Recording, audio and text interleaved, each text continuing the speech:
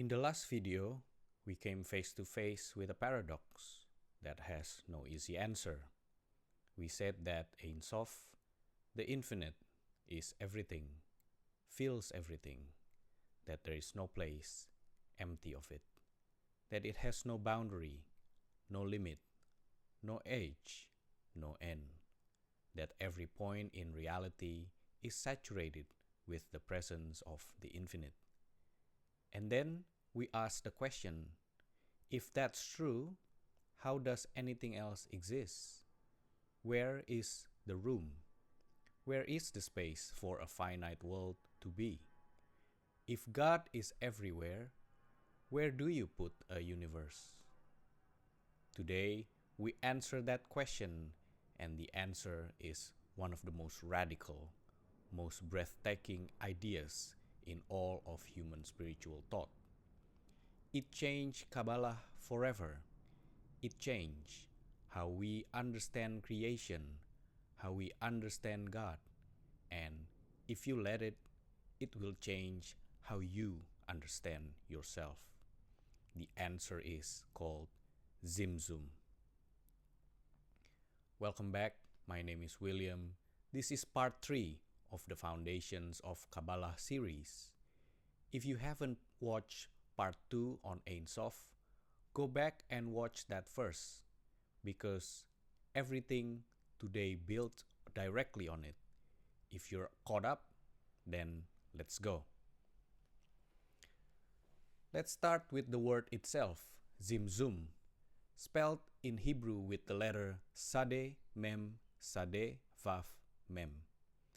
It comes from the Hebrew root that means to contract, to concentrate, to withdraw inward, to make oneself smaller.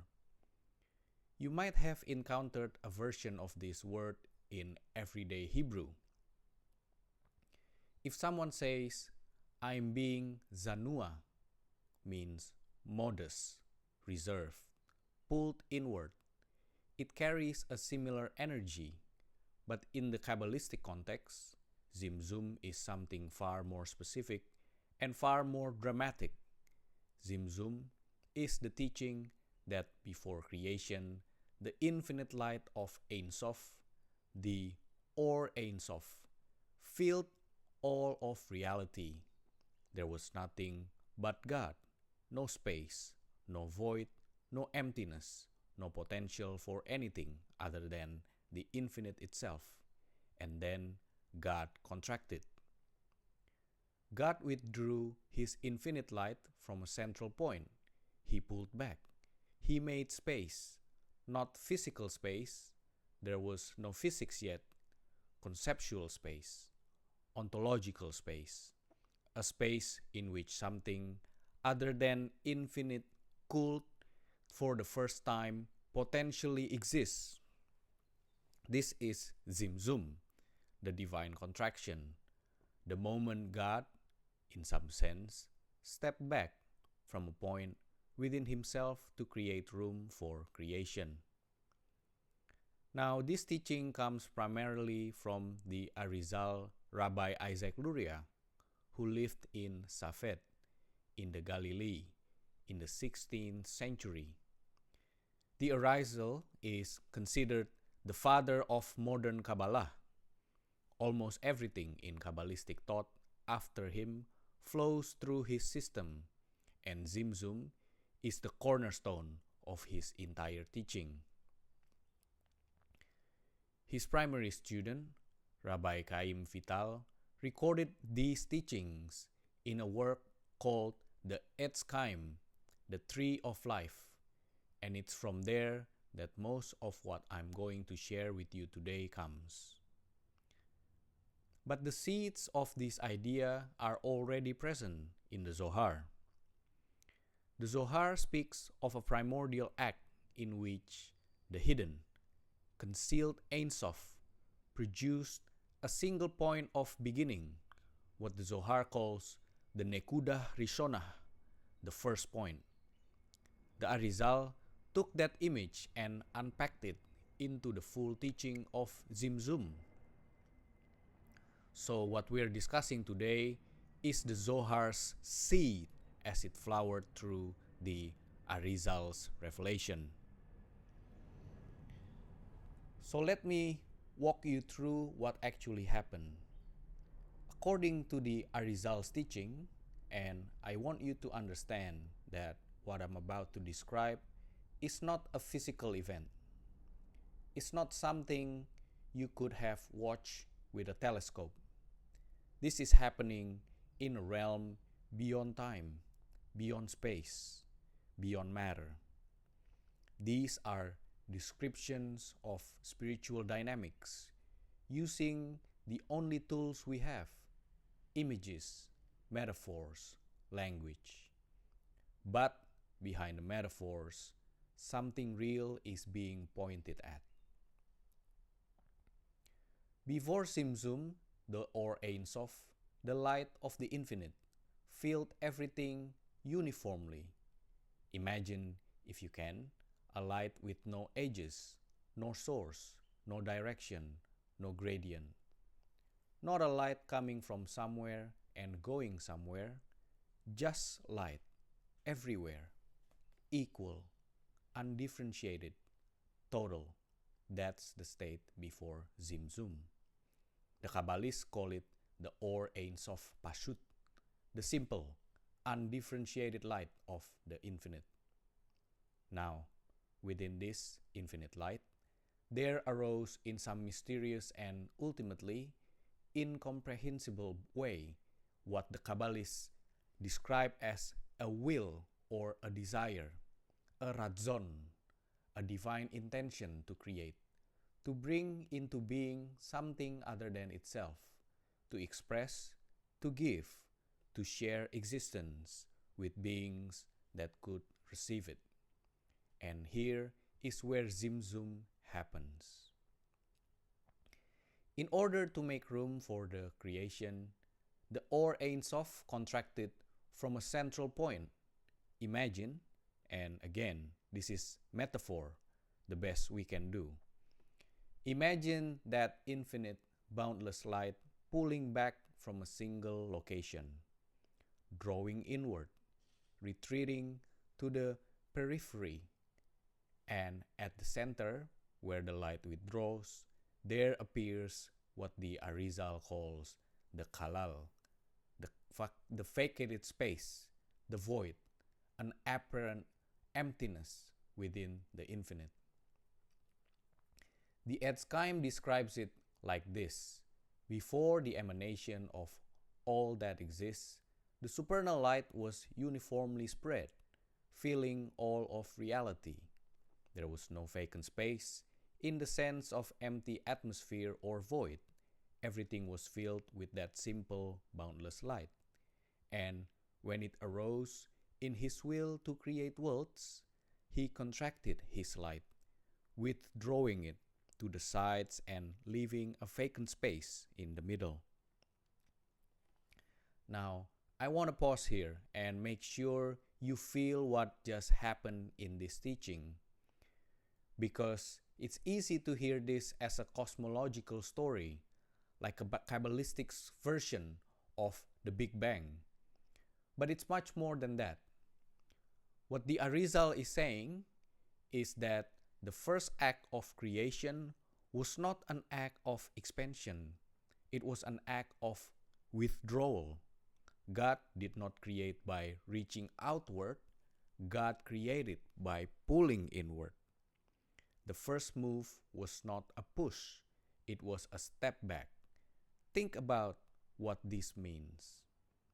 The most powerful being in existence, the infinite itself, chose to make itself smaller, chose to limit itself, chose to create a space where its presence would not be overwhelming, where something other than itself could exist and be free.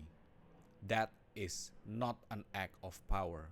That is an act of love, of restraint, of generosity, so radical that the mind struggles to grasp it. A parent understands this instinctively. When you have a child and you want them to grow, to learn, to become their own person, you have to step back. You have to create space. If you fill every moment with your presence, your instructions, your will, the child never develops an independent self. So you withdraw, not because you don't love them, precisely because you love them. You make yourself smaller so they can become larger. That is Tzimtzum. God, the infinite parent, contracting so that creation, so that you could have room to exist, to grow, and to become. Now, here's a question that should immediately arise in your mind. If God withdrew his light completely from the halal, from the vacated space, then that space would be absolute nothingness, true void, not just empty, but non-existent. Because remember what we said in the last video, everything that exists because Ein Sof sustains it. If Ein Sof fully withdrew, existence itself would collapse. So what happened? Did God withdraw completely? No, and this is where one of the most beautiful and subtle concepts in all of Kabbalah enters. It's called the Reshimu, the residual trace. When the Or Ein Sof contracted and pulled back from the center, it did not withdraw completely. It left behind a trace, an imprint, a faint residue of divine light, like the scent that lingers in a bottle after the perfume has been poured out. Like the warmth that remains in a chair after someone has stood up. The presence is gone, but the impression of the presence remains. That is Reshimu. It is the thinnest, faintest possible echo of the infinite light left behind in the vacated space, so that the space would not collapse into absolute nothingness. The Reshimu is what gives the void its capacity to exist at all. Without the Reshimu, there is no halal, there is no nothing, there is nothing, not even emptiness, because even emptiness requires some substrate of being to hold it. Now think about what the Reshimu means for you personally, because this is not just cosmology. Have you ever had a moment in your life where you felt completely abandoned by God, where it felt like the light had withdrawn entirely and you were left in total darkness, where you cried out and heard nothing, where you prayed and the heavens felt like iron? The teaching of the Reshimu says, even in that moment, God had not fully withdrawn. A trace remains, always. There is no point in your experience, no matter how dark, where the presence of the infinite has completely departed. The Reshimu is always there. It is the faintest possible thread connecting you to the source, even when you cannot feel it, even when you cannot see it, even when every part of your experience screams that you are alone. You are never fully in the void. The Reshimu always holds you. The Kabbalists also teach that the Reshimu contains in potential all the information, all the structure, all the DNA, if you will, of everything that will eventually be created. It's like a seed, tiny, but almost invisible, but containing the blueprint of the entire tree. The Reshimu is the seed of all creation. From the faintest trace, everything unfolds. And this brings us to the next element, because Reshimu alone is not enough to produce creation, its potential without actualization. It's the blueprint without the builder. Something else is needed, and that something else is the word kaf. After the Tzimtzum, after the contraction creates the halal, and after the Reshimu remains as the faintest trace within that void, the Chaim describes the next step. A single line of light, thin, focused, measured, calibrated, extends from the surrounding or Ein Sof and enters the vacated space. This line of light is called Kaf, K-A-V, and it is through this Kaf that all of creation will be built. Imagine it like this. You have a vast, dark space, the Halal. Within it, the faintest residue of the infinite, the Reshimu. And now, from the edge of that space, from the surrounding infinite light that never went away, a single ray of light pierces inward, like a beam of sunlight entering a dark room through a tiny crack in the curtain. That beam is the Kaf, but here is what makes the Kaf different from the Or Ein Sof that existed before the Tzimtzum. The Or Ein Sof was infinite, uniform, undifferentiated. It was everywhere equally. It had no gradient, no direction, no structure. The Kaf is measured. It is calibrated. It is light with a specific intensity, a specific direction, and a specific purpose. It enters the void not all at once, but gradually, in stages, in layers.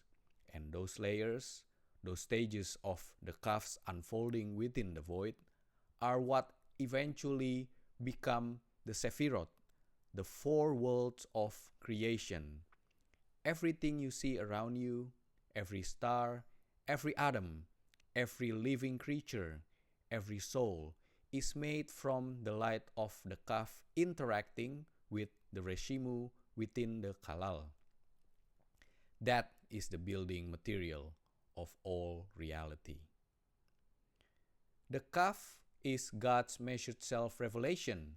It is the infinite choosing to reveal itself in a finite, structured way so that the finite beings can receive it without being overwhelmed. Remember what we said about Ein Sof in the last video, that the infinite light is so bright it appears as darkness. Because our capacity to perceive simply breaks down before it. The Kaf solves that problem. It is light stepped down, reduced, filtered to a level that creation can absorb. Think of it this way. If you plug a small lamp directly into a power plant, the lamp would explode instantly. The voltage is too high. The current is too strong.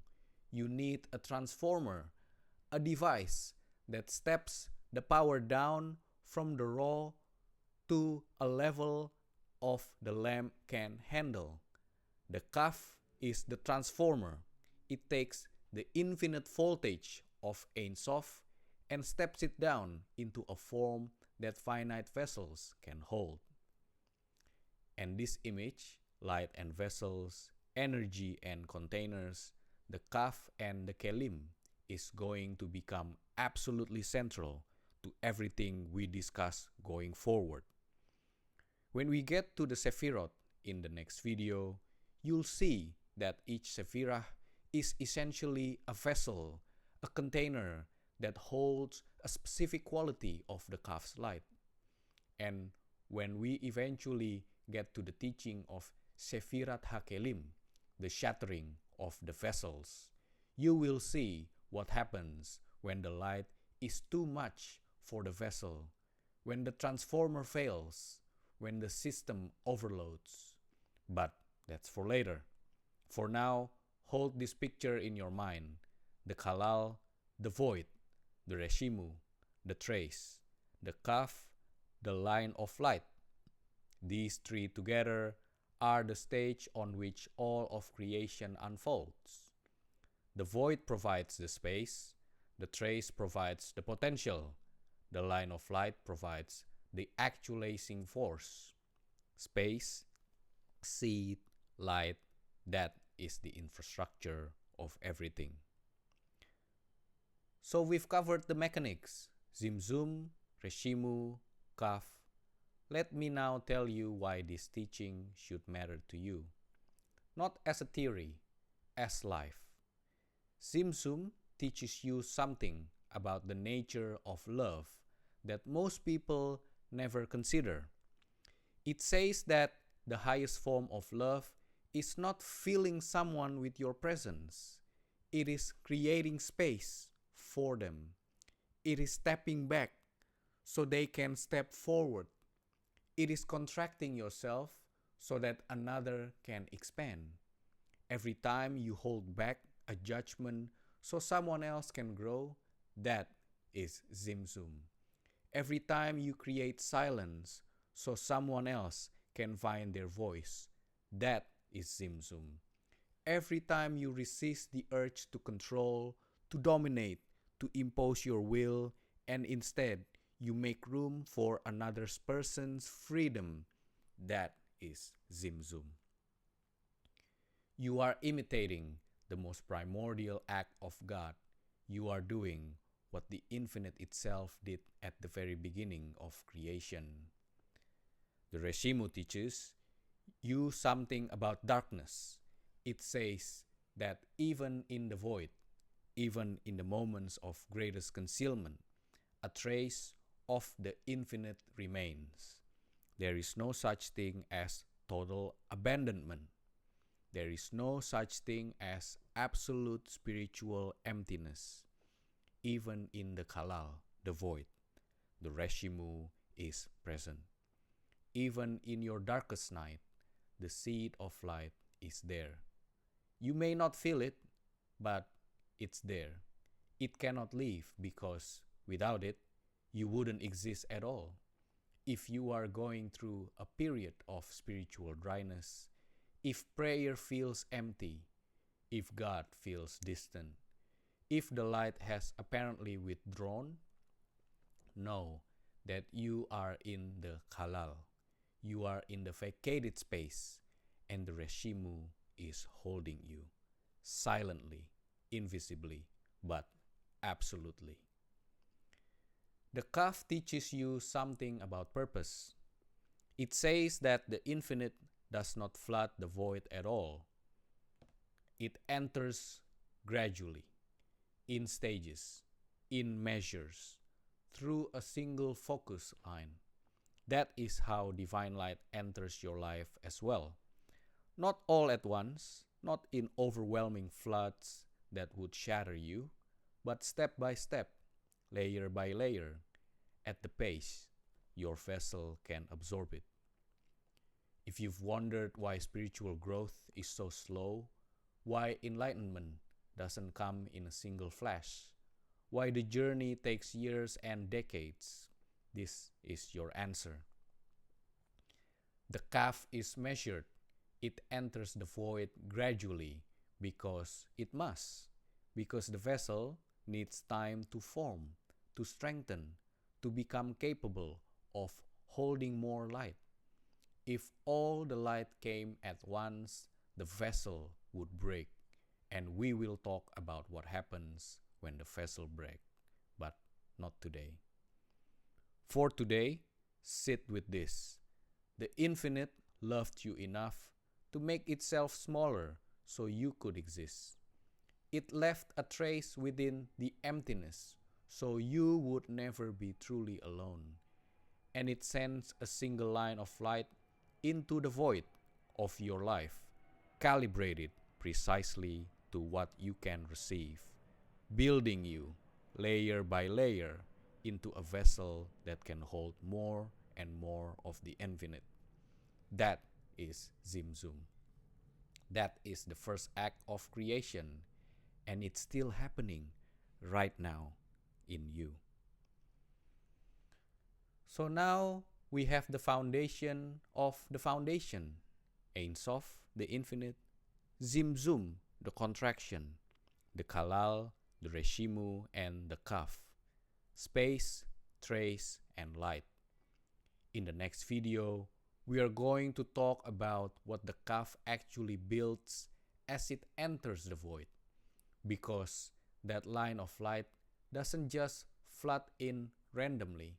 It organizes itself into a very specific structure, a structure of 10 divine emanation, 10 channels through which the infinite expresses itself in distinct, knowable ways. They are called the Sefirot, and they are, in many ways, the heart of the entire Kabbalistic system. The Sefirot are how the unknowable God becomes knowable, how the infinite becomes something you can relate to, pray to, experience, and work with. If Ein Sof is the sun you cannot look at, and Tzimtzum is the atmosphere that filters the sunlight, then the Sefirot are the specific colors of the rainbow that emerge after the filtering. Each one a distinct quality, each one a face of the divine. That's coming next. You don't want to miss it. If this video helped you understand something you've been struggling with, share it. Subscribe if you haven't. And if you are new here, go back to the video 1 and walk through the foundations in order. Each one builds on the last. This is a journey, and you're in the right place. Thank you for being here, and I will see you in the next video.